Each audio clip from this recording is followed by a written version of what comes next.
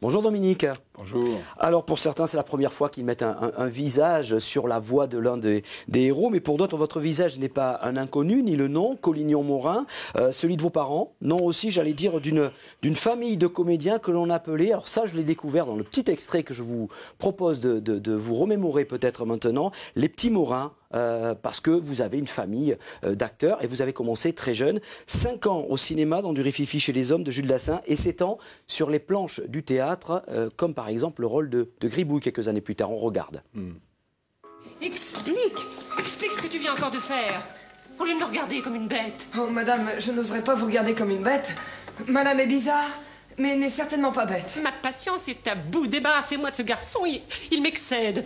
Il me donne des envies de meurtre, vous entendez, le meurtre? Gribouille, c'était le petit Dominique Morin.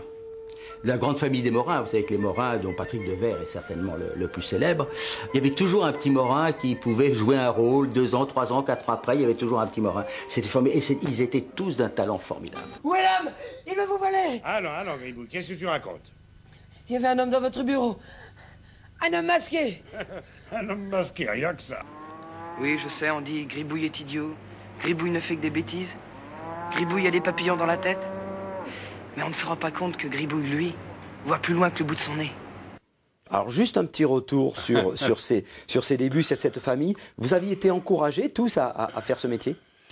Oui, on était ensemble dans la même famille, donc les premiers, après les deuxièmes, les troisièmes, et on avait toujours envie de faire, oui, c'est ça, de faire le métier, quoi. Alors vous avez démarré très jeune. Est-ce que c'était un avantage de démarrer à 5 ans, 7 ans? Ça peut avoir des avantages.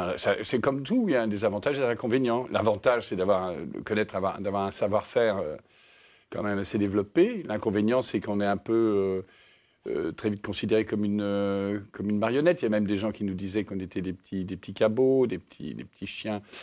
Donc non, c'est des avantages et c'est des inconvénients. Puis c'est déterminé, hein, ça vous détermine dans votre existence. Moi, ça m'a déterminé. J'ai quand même fait de la mécanique quand même avant de continuer le métier. Ah d'accord, vous avez fait des intermèdes. Ah bah oui. Quoique le métier de comédien, c'est aussi une mécanique particulière. Oui. C'est pas les mêmes pièces, si je peux dire. Alors, donc, la voix de Luke Skywalker, Mark Hamill, on parlait au téléphone quand on préparait cette émission, vous avez dit cette saga internationale, moi je l'ai vécu différemment, ce qui est normal, hein, que les héros qui sont au premier plan. Comment on le vit d'abord dans l'ombre, le succès international d'un film auquel on prête sa voix? Bah, on vit comme... voilà, vous me demandiez ce que je faisais quand j'étais petit. Bah, on était dans l'industrie. Hein. Il y a le spectacle, puis il y a l'industrie. Il y a le théâtre, et puis il y a l'industrie... Ça, pour vous, c'est l'industrie? C'est l'industrie du divertissement. Je ne sais pas si c'est bon pour la culture, par contre. Voyez. Alors, vous, votre carrière, c'est 25 films, 20 pièces, 12 séries et téléfilms, plus de 200 doublages, les voix de Nicolas Cage, Roberto Benigni, et puis Benigni, pardon, et puis Mark Hamill, bien sûr. Justement, le rapport entre Mark Hamill, Carrie Fisher, qui eux aussi ont eu connu la célébrité très jeune, pour eux, ça a été difficile à vivre aussi. Hein. Ah bah, et voilà, c'est ça, vous êtes un porte-manteau. Eux, on n'en a rien à faire de Mark Hamill. Les gens veulent parler de... Quand ils voient Mark Hamill, ils voient Luke Skywalker.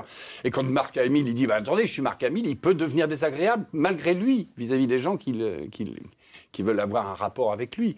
Il dit, bonjour Luke Skywalker. Mais non, je suis Mark Hamill. Ça déprime beaucoup, hein. C'est pas très très bon, en fin de compte. Le végétariat, c'est pas bon. Voilà.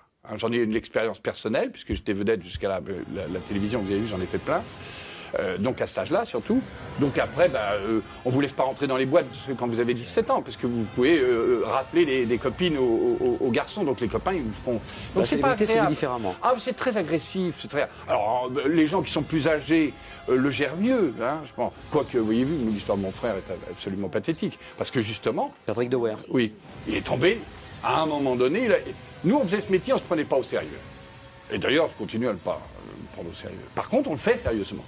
Et justement, vous le faites aussi en partie dans notre région, puisque vous travaillez avec une compagnie théâtrale avec laquelle vous avez des projets. Ici. Oui, je travaille beaucoup avec le théâtre de l'Acte, qui tient un lieu qui s'appelle le Ring, qui est un lieu formidable, qui justement forme à faire du théâtre et qui n'est pas justement cette espèce cette histoire de monstres. Vous savez, on Comme Star Wars. de monstres qui sont monstres. Hein, le terme monstre, ça fait peur, le monstre. Finalement, Donc, c'est pour gagner votre vie, Oui. doublage, et vous Oui. faites à côté du vrai théâtre, Voilà, du vrai métier.